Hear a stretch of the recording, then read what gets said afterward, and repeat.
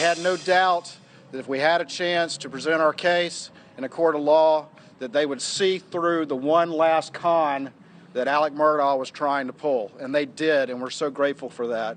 Creighton Waters there, the lead prosecutor, about an hour ago, celebrating with the state attorney general the guilty verdict on all counts for Alex Murdaugh. Sentencing set for tomorrow morning at 9:30.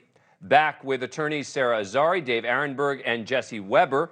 I want to ask you, Dave, one of the issues is going to be whether there's any chance on an appeal, right? Because the judge did allow in a lot of other stuff about Alex Murdaugh, all his financial crimes, etc. The judge ruled that it was related to motive. The motive was kind of muddled. You think it's possible that an appellate court would say that was so prejudicial, Alex Murdaugh should get a new trial? It is possible, especially because the prosecutors towards the end of some of the witness testimony would say, now that you know about all this, what do you think about Alex Murdaugh now?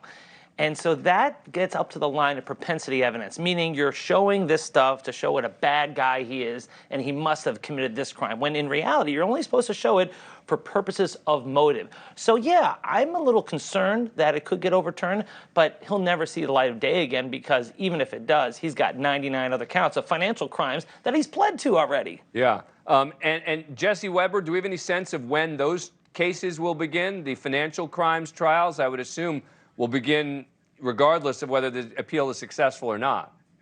Well, the question that I always had is he not going to plead guilty to that? Because basically he got on the stand and admitted fault to everything. And so that becomes a situation where I'd be curious if these cases even go through and how quickly they move. And by the way, one thing to note, Creighton Waters, there were multiple times when he was questioning Alex Murdaugh where he got him to admit to specifically lying to specific people that make up the criminal complaint in the financial crime. So did you lie to this person about X, Y, and Z? Did you lie to this person? And in a way, he was killing two birds with one stone, getting him to show that he's a liar in this murder trial, and number two, getting him to admit to what he did in these other separate cases. So I imagine those could happen relatively soon. I just am curious if Alex Murdaugh's actually going to plead not guilty anymore and rather plead guilty. I want to play another piece of sound. This is from the defense attorney today. This is the argument. I thought we were going to be playing all the defense arguments today and the rebuttal.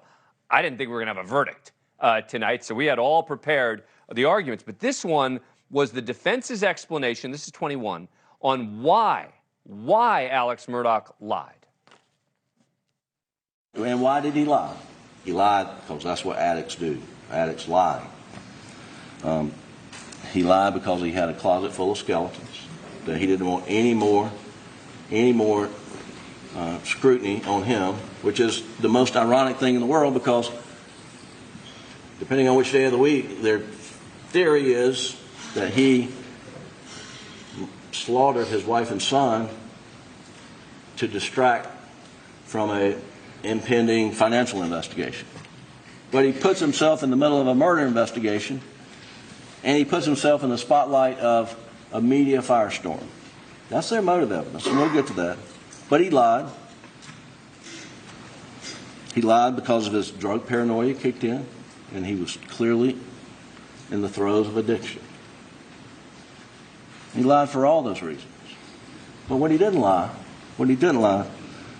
for is because he was covering up the fact that he killed Maggie and Paul. That is not the reason. You know, Sara Azari, I've always wondered whether the argument the defense made here about the drug paranoia and the throes of addiction is exactly what jurors could think is the reason someone ends up killing the son and the wife who they love.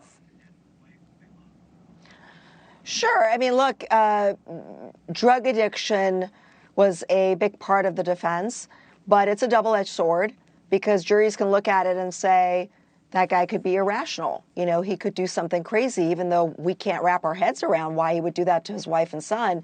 It could be done when you're under the influence. But when you put the pieces of the witness testimony together, he was just a down-and-out opioid addict. He was not, you know, flipping out on meth or doing irrational things. But ultimately, Dan, this jury didn't care why. Thank you for watching. Go to newsnationnow.com to find NewsNation on your cable provider. And don't forget to click the red subscribe button below to get more of NewsNation's fact-driven, unbiased coverage.